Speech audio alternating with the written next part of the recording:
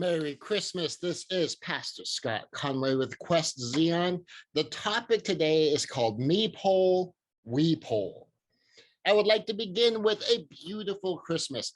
I was at Epcot Center. Well, I guess it's just called Epcot these days, kind of dates myself a little bit. But at Epcot, they have the World Showcase. And you walk in there, if you go clockwise, you walk in and they have the Mexico Pavilion and the Norway Pavilion and the China Pavilion. It continues on around, and you have Germany and Italy, the United States and Japan. You have Morocco, France, England and Canada. And I don't think I'm missing any there. And you have an opportunity to go around the world and see these pavilions from each of the countries themed to the country, so that we have some sense of kind of a little bit about what things are like, some key things from the history, some key things from the culture. I was there at Christmas, and so they had the festival around the world for the festival of the holidays, where you had these food booths here and there around, and you got to go get some kind of traditional holiday fare from this particular booth. I started at Mele-Kalikimaka for something Hawaiian. And even though, of course, Hawaii is not currently a country, it's currently a state. At one time, it was a country. And they do definitely have some distinct things that are distinctly Hawaiian. And as you went around, you notice that not every country had a food booth. Like Norway, for instance, had no food booth. And they had stories that they told, and they had their Father Christmas character would share the culture of Norway and what they did for Christmas, but no food. I thought, well, that was interesting. And I posted that online. And one of my friends from Norway let me know that in Norway, a couple of the traditional holiday foods is sheep heads and salted lamb, which they may have determined isn't exactly going to probably fit the palate they might expect to encounter at Epcot, and decided not to make a food booth with their traditional foods because sheephead. And other than things like that, where they decided for themselves that, well, probably our traditional fare isn't going to be a match for this particular culture, because it is for business. And part of the goal isn't just to show it, it's to also sell it. So they made their judgment call. And the Christmas around the world experience, getting to see how the different places did Christmas, was illuminating in some ways. But some curious attitudes is like, what a strange way to celebrate the holiday from here or there. Because some of them, especially the European countries, aren't all that dissimilar from what we do. But in some of the places, they just skipped it practically altogether, like China. And in others, they just told the stories, but they didn't share the food. And certainly some of the foods are just different. And some people with this, well, what a strange thing kind of attitude about some of the things, or what strange music for Christmas about like certain types of music and certain types of songs. And of course, at the Norway Pavilion without the food booth, because they figured that, well, probably the paying public is going to think sheep's head is kind of weird and they're really not interested in it. And salted lamb isn't very festive. It's salty and it's lamb. Now, I might have liked it, but they didn't determine that there was going to be enough of a market to have a booth. But it is interesting to consider all the kind of centrisms, because there's egocentrism. Egocentrism is individually based. And that's that my way is the right way. My way is the way that makes sense. My way is an appropriate, proper way, and not my way. It's just kind of weird. Like, it's obvious that it should be this way, when what it really is, well, the way I do it is the factual statement. Then there's ethnocentrism. Ethnocentrism is, well, my culture is right. My culture is the foundation. And the cultures that diverge from my culture, they're just kind of weird, strange, exotic. And other centrisms, where we set our own standard of normal, and that other ways are odd or wrong or even evil. So we have the North Pole. It's Christmas. We think North Pole, Santa lives up at the North Pole. That's where the elves are. That's where the reindeer fly out of every Christmas Eve. And if you're at the North Pole, which direction is south? Well, any direction. No matter which way you go from the North Pole, you are headed south. And of course, we have a South Pole. And if you're at the South Pole, any direction you go is north. And the more and more in politics related to this idea of a pole, we have the left pole and we have the right pole, where either you agree with the party line or you're on the other side. And that's about it. And so people who do the right pole thing, they look at things from that kind of conservative right side point of view. And if you disagree with them, you're just wrong. And then there's other people that are more on the left, and they tend to be the far left progressives, and they'll look at things and go, okay, but if you disagree with us, you're just wrong. And it's because there's this left pole and this right pole where their pole is where you start from. And anything that diverges from their more extreme political view is the other side. And so you could have something that is, really it's even moderate right, but someone who is at the edge of the right spectrum would look at that as leftist. Likewise, you could have someone who is far left, and you could have a policy that it really is very progressive. But to them, if it's not progressive enough, it's alt-right.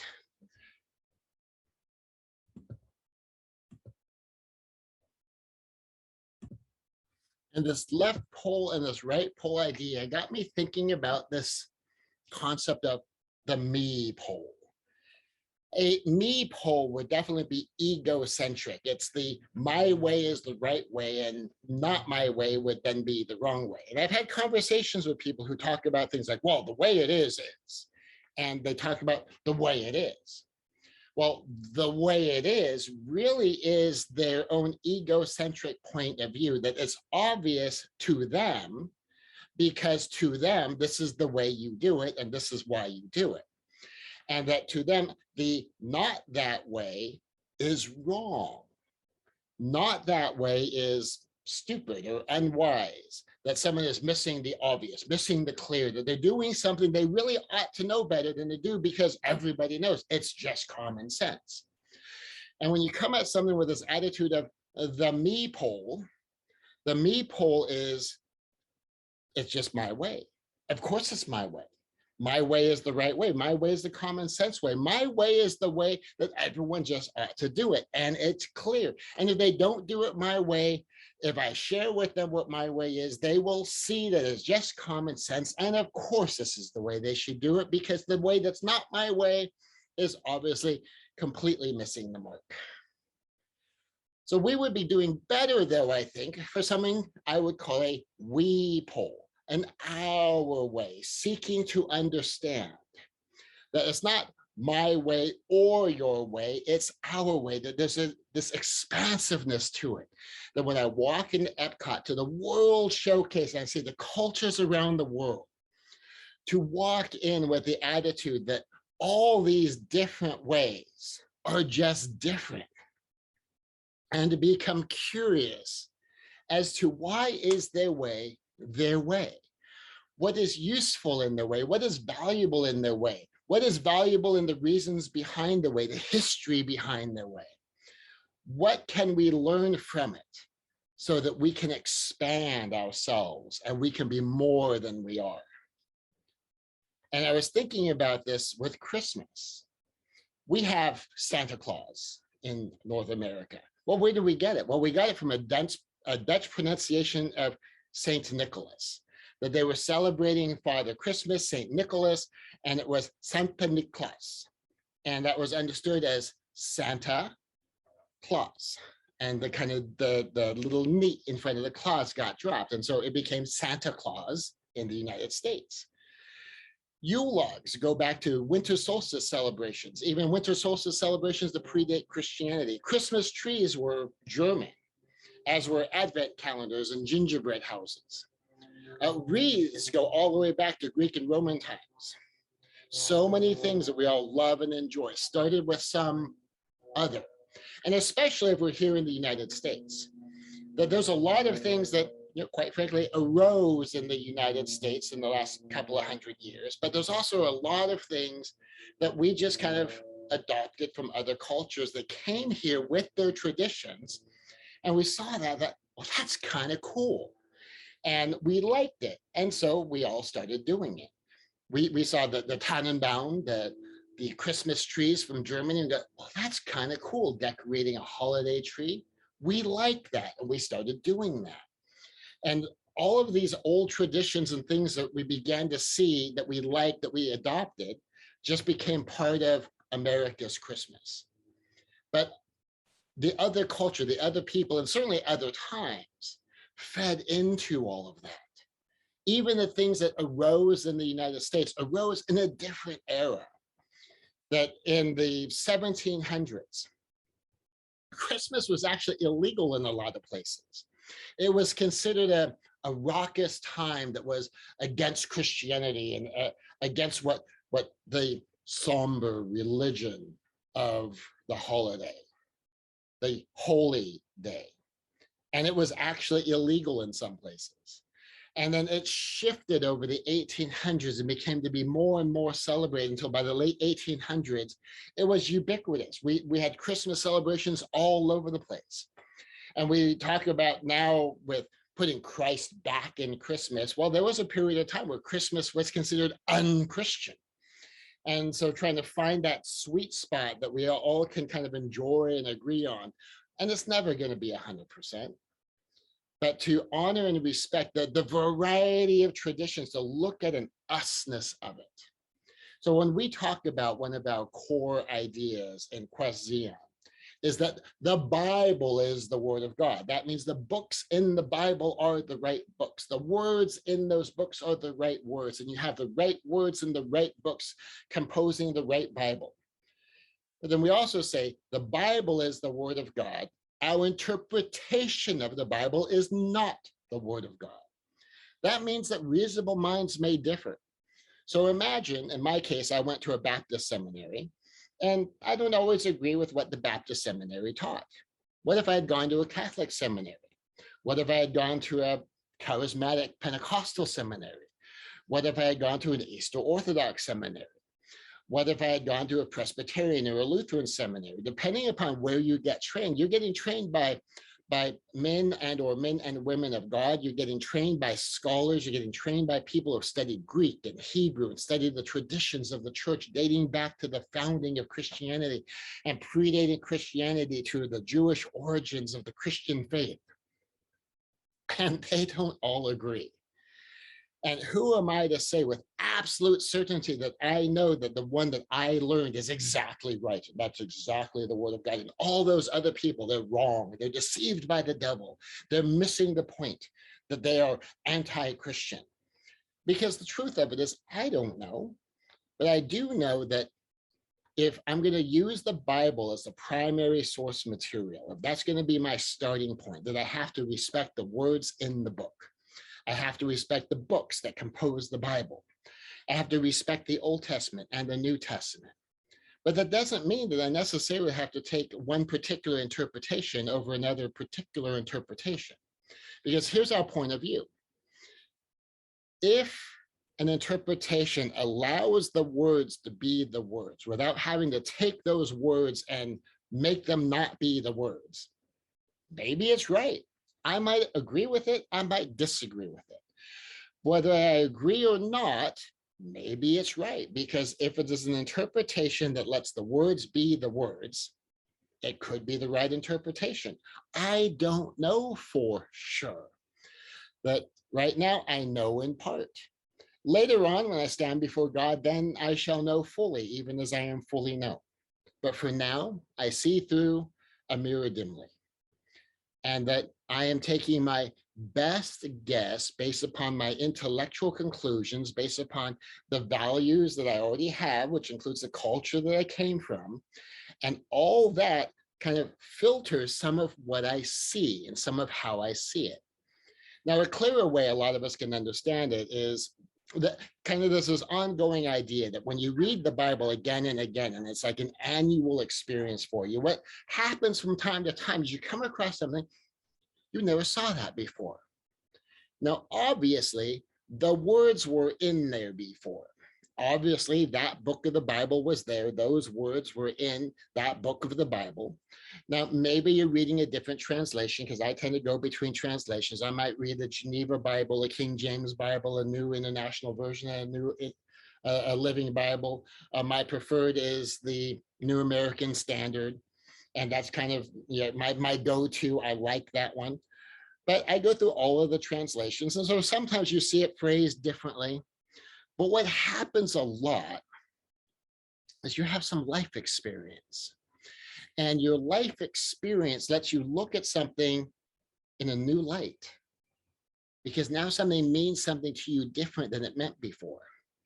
Maybe when I'm young and I'm maybe in high school and I'm living at home, that I have the point of view of someone who is depending upon other people for their support and has a mother and a father who take me to church. And then when I read it again when I'm in college and say I've gone away to college, now I read it from the point of view of someone who's kind of semi-independent. Maybe I'm not making my own money to pay all of my own bills, but I'm no longer being taken to church. Now it's my choice. Now I'm deciding. I come back again when I'm early in my career. I come back again when I'm married. I come back again when I have a child. I come back again as my children are older. I come back again when I'm a grandparent. That my point of view changes. My life experience lets me look at things and appreciate them at a different level. Now, most of us who have read the Bible a dozen or a couple of dozen times over a long arc of time have experienced this phenomenon where we kind of pause at a verse or we pause at a passage, and it really strikes us differently because we see something we didn't see before. We understand something we didn't understand before. We have a point of view, or sometimes we have different questions that had never occurred to us to ask before.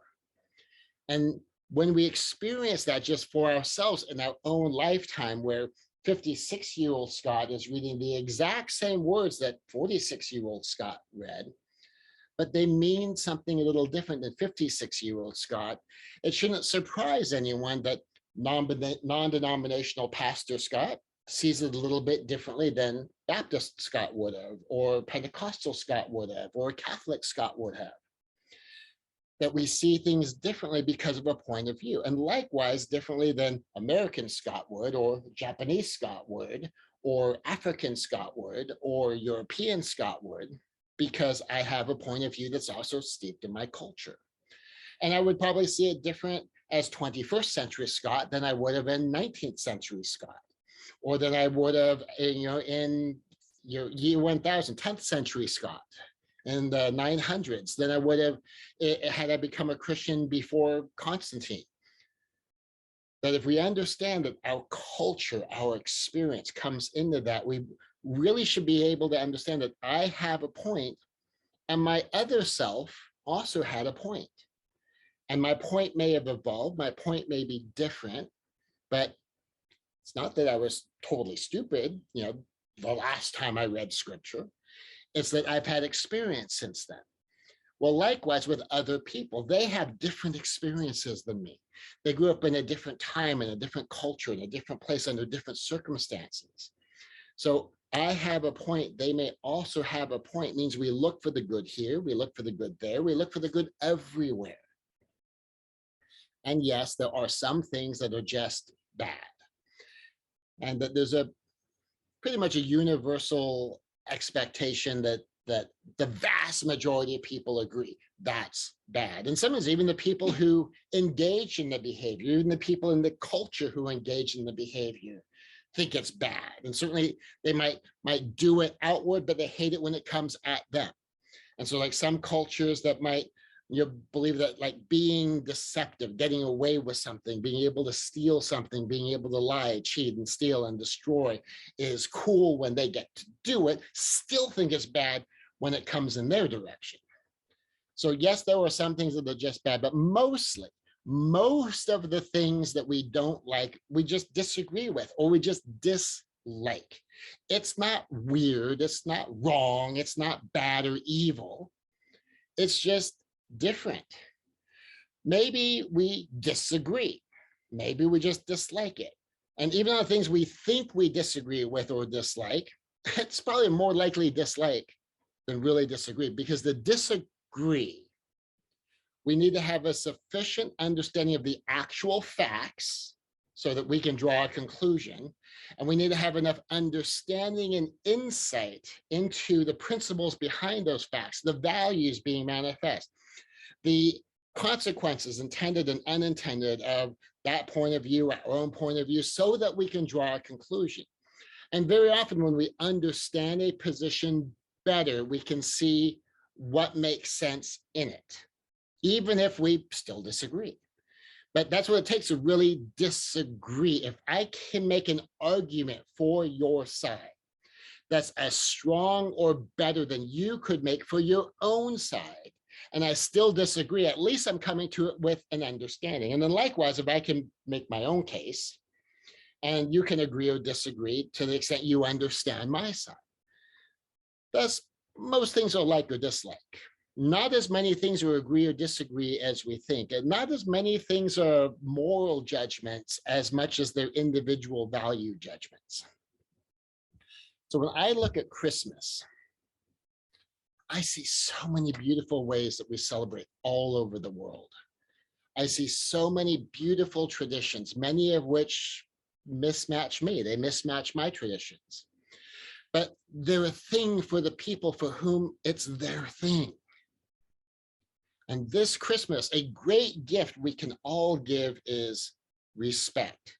We can give understanding, but even if we don't get it, which means that our understanding is limited, we can still give respect. We can still honor the traditions of other people. We can still honor how they do things. We can still honor how they come to things. And so as I circle on taking all of these ideas into my own life, one of the things I've taken to doing in the last several years, well, let me back up a little bit more than that. So in 2014, my wife and I got separated, and then there's a whole story arc there that really isn't entirely mine to tell. And as other people learn and as other people grow and as I learn and I grow, you know, a lot of times we don't want to be locked into the stories of an age where someone was hurt and angry and was behaving out of that hurt and angry. And since we're talking 2014, there's plenty of time to have learned and to grown and to have experienced more light and more love in life. So I'm not going to get into the negative aspects of the story that might be judging someone as they were most of a decade ago. We'll just leave it at there were a lot of good external factors that factored into the separation. And so from 2014 to about 2016, I was in a bit of a funk. I was sad for a long time. And then in 2016, I decided to start doing this thing I called my Age of And. And for the Age of And, it was essentially that old life is done. It's over. It's not coming back. What now? Like, I have lived this life. I've had these joys. I've lived this love. I have experienced all of this. It's over. And I have a future. So this is my Age of And. And as part of my Age of And, as I began to explore, I decided to start collecting Christmas ornaments. In fact, right now I have a small tree that has all of these special ornaments on it. So that's like a me thing. Does everyone collect Christmas ornaments as they go around? Well, no.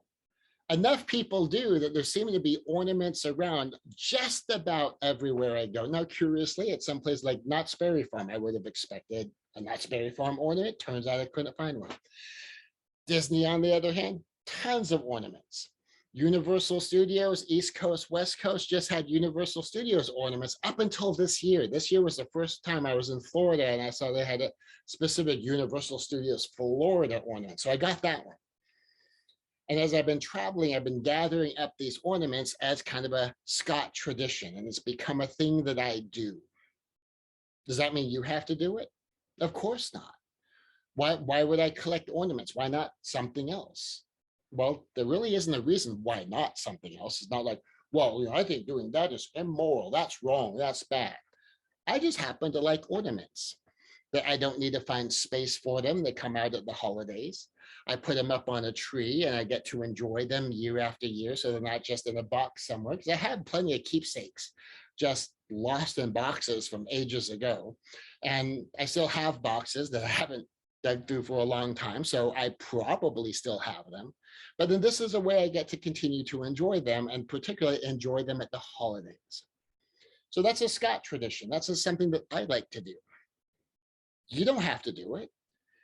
But as you learn what I do and why I do it, you go, oh, well, you can decide for yourself if that's something you want to adopt. And that's part of that we poll.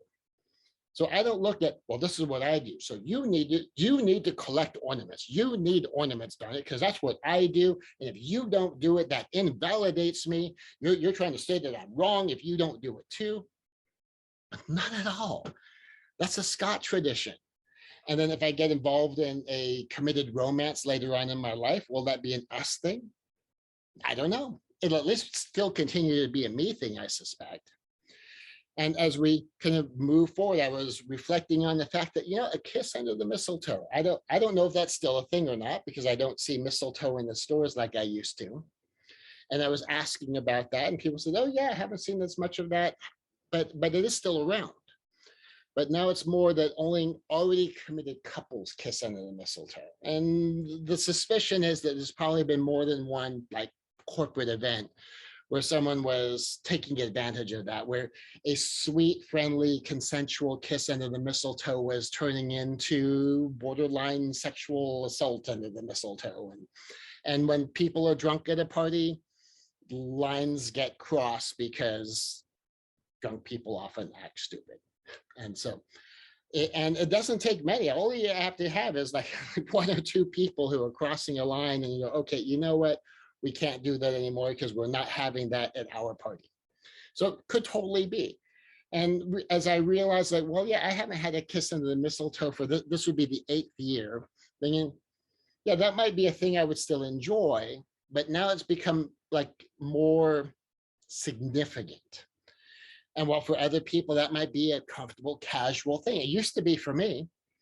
But after going many, many years, it's like, I wouldn't want my first kiss under the mistletoe in a decade to just be casual. I would want it to mean something. Well, for someone else for whom well, it's mistletoe, it's a kiss under them, what's the big deal? Well, they might look at me as like it's a kiss under the mistletoe, Scott, it's not that big a deal. And they might think I'm being stupid or I'm being silly. But likewise, I could do the me poll thing and say, well, you're being like too casual about who you kiss, and you need to take this more seriously. And that would be a me poll thing going in both directions. But instead we go like, yeah, for some people, if I had a committed relationship and we had open and friendly and physically affectionate relationships kind of all around, honestly, I would probably kiss under the mistletoe much more casually. But for the first time in a decade, that would probably be much more significant to me. And it's because it's the first time in a long time. And so that's kind of where my marker is. But it's also entirely possible that I might come across one year where I don't have a committed romance, but I have lots of close female friends, that it could be a casual expression of friendship. It could just be that, this holiday season, the man in me honors and respects and expresses my love and affection for the woman in you. Could totally be, because I don't have that me poll thing where the Scott way is the right way and the not Scott way is wrong. That's weird. That's strange. You shouldn't be doing that. Your other traditions, like as simple a thing as sending out cards. Who sends out cards anymore? Like physical cards? Well, some people do, to a handful of people. While I was busy traveling this year, I sent out a whole bunch of cards to a whole bunch of people because I wanted to send them from Universal and from Disney. I wanted people that I care about to know that I was thinking of them and caring about them while I was in this incredible place, doing this incredible adventure. And that they crossed my mind, and they crossed my mind strongly enough that they were worth having a card for. They were sitting down and writing out a card. They were worth addressing and stamping an envelope and making a special trip to mail that envelope to them. And I wanted people to know that they were that special to me. But that's a Scott thing. That's not an everybody thing. You don't have to do that. Nobody has to send out cards to anybody anymore. And another Scott thing, that doesn't have to be an anyone else thing. But my tradition, if I have Christmas gifts, if I have a physical time to open up the Christmas gifts, and we've got enough like going around the room, my tradition that goes back decades now is you open your gift, you write a thank you card for that gift you just opened. And then you open your next gift and you write a thank you card for that gift that you just opened. And so if you have 10 gifts, when you open gift number 10, you already have 9 thank you cards written, and you open gift number 10, you enjoy and savor gift number 10, you write your thank you card for gift number 10. And then you just need to stamp them and mail.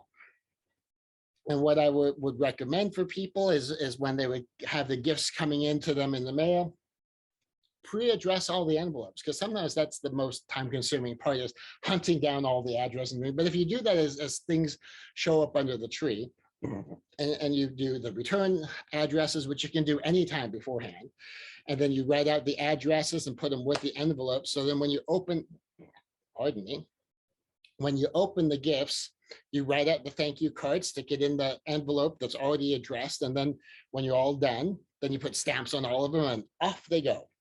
And every once in a while, you get more than one gift, like, grandma and grandpa, sent you 3 different gifts, and you might have 3 different thank you cards in there. And you put them all in one envelope, and that might require 2 stamps. And then off they go in the mail later in the day. And that can turn 5 minutes of paper ripping into an hour-long savoring of all of the gifts.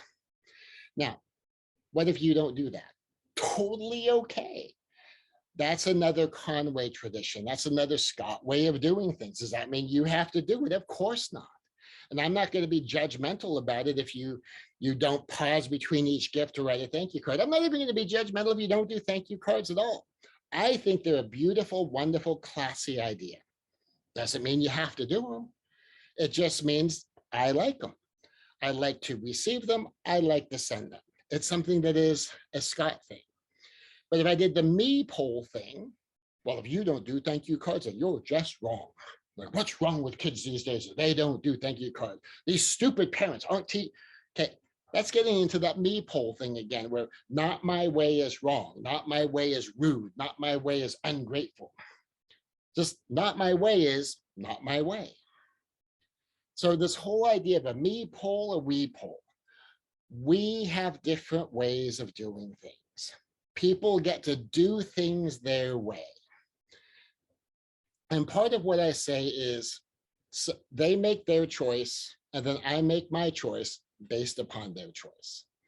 And so, for instance, if I think someone's not sending thank you cards is ungrateful, well, then I would just respond in my own choice as to what kind of gifting I send to someone who doesn't acknowledge the existence of the gift, who maybe I don't even have any way of knowing if they even got it. And I get to make a decision. Why? Because that's my decision to make. But I don't necessarily get to decide that they're bad and ungrateful. I just get to decide, well, if they're not going to take the time to respond with gratitude, whether they feel the gratitude or not, then I'm going to choose to not continue to engage in this behavior. Now, I've done that one too, by the way. So I've been sending Christmas cards and birthday cards to my stepsons for years since the divorce. So we got Don and I got divorced in 2014. And in 2014, all of 2015, 16, 17, I continued to send a birthday card to each one of the boys individually and a Christmas card for each one of the boys individually. Don and I were married for nearly 5 years, so I did that for 5 years. And after getting 0 cards in return, I thought, okay, doing this without any response for the length of time that their mother and I were married, for the length of time they were my stepsons, is an adequate amount of time for me to stop. Now, in the early years of that, they also got money as part of the gift. Now, they had learned thank you cards with me, because since they were very young, every year they got thank you cards, because that's what we did at the dojo. Every year in the first class week after Thanksgiving, We would give everybody thank you cards. We would train them in thank you cards and give them the rules of the thank you cards. And we give them a format so that they could do it, and they had the cards. So we took away so many barriers to sending thank you cards. So it's not like I'm expecting them to do something they hadn't learned to do. I'm not expecting them to do something that hadn't been trained in, that hadn't been practicing for years and years and years. So it's not like I'm blindsiding them with an expectation of something they have no reasonable way to know and would be a totally new thing for them. And then after a couple of years of not responding with a card for the gift that was given to them, then they still got the cards. And after 2 or 3 more years of not responding to the cards either, I stopped sending the cards. Now, any point in time, as any of them might show up in my life, as I might receive a card from them because their mother has my address and say, oh, you know, we haven't sent a card for him for a long time. Could I do that? Mom's got my address, and so they could do that. They could find me online. I'm easy to locate online. They could even just contact me with a Merry Christmas or something online. Lots of ways they could do it. And then poof, we're right back in relationship because that's part of the way I work. But is that the way you have to work? Is that the way a culture has to work? Of course not. Because I don't do the me pull thing. It's not my way or the highway. It's not my way or you're wrong. It's my way's my way. I do things my way for my reason. You do things your way for your reasons. And they do things their way for their reasons. And part of the we pull is, you know, all of us are in this together. Down through time, across culture, across family, across individual households and lives. And all of us walk out our values in some way, shape, or form. Sometimes they show up in Christmas cards. Sometimes they show up in family Christmas letters. I don't do one of those. Several people do. I love seeing what's going on. Now, I may not know everyone in the family they're talking about, but I will read about the people I have a relationship with.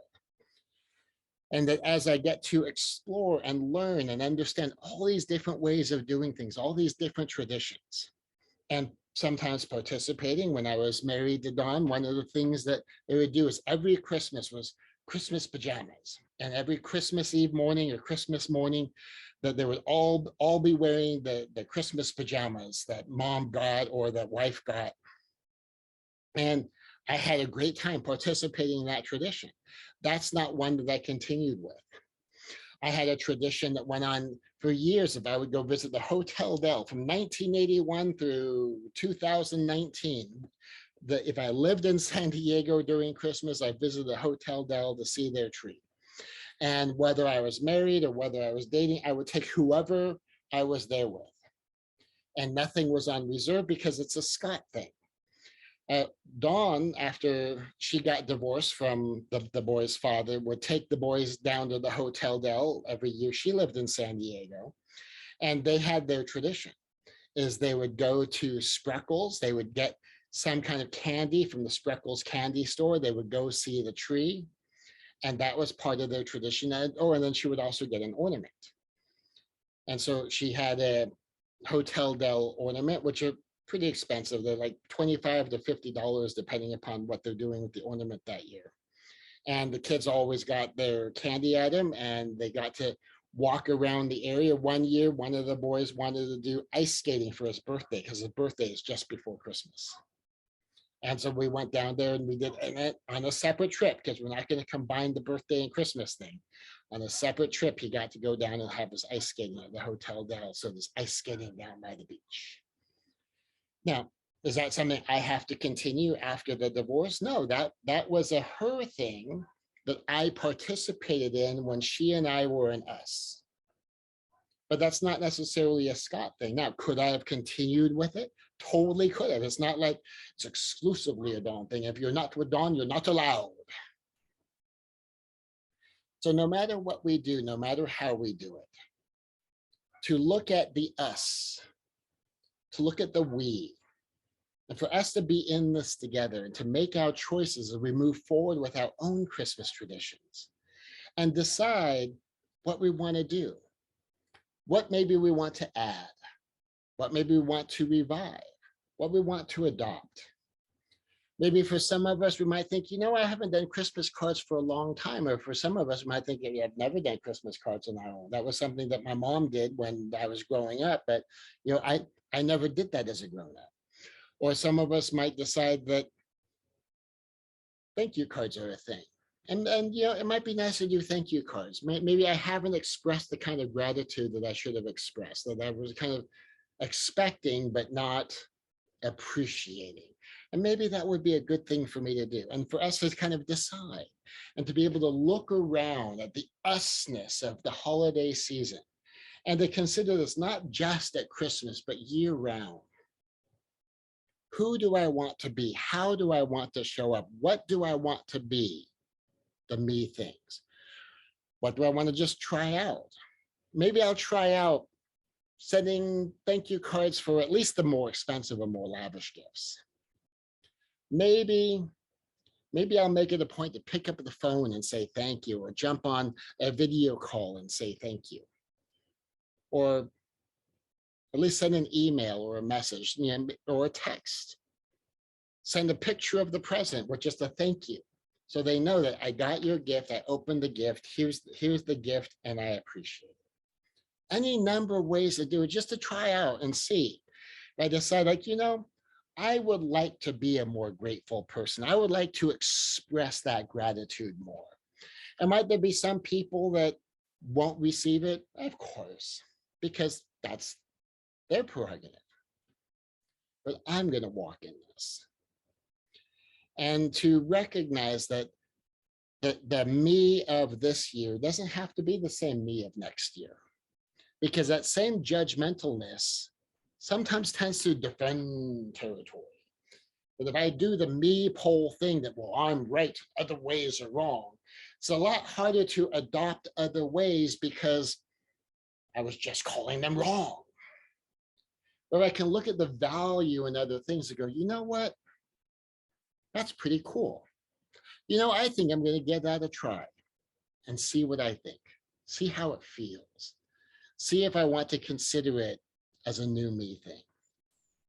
And as I seek to do new me things, new our family things, our household things, maybe sharing it with my children, maybe sharing it with my family, maybe sharing it with my friends, or as I did for decades, sharing it in the dojo. That you can deepen and enrich your lives. One of the things I'm about is whole person, whole life, vivid bliss. And I define bliss as love, joy, and peace. And so this holiday season, Merry Christmas, Melikiliki Maka, Fröhlich Weihnachten, Joyeux Noël, Gulig Jul, Feliz Navidad, and all the languages around the world that I don't know how to say Merry Christmas in. I wish you a very Merry Christmas.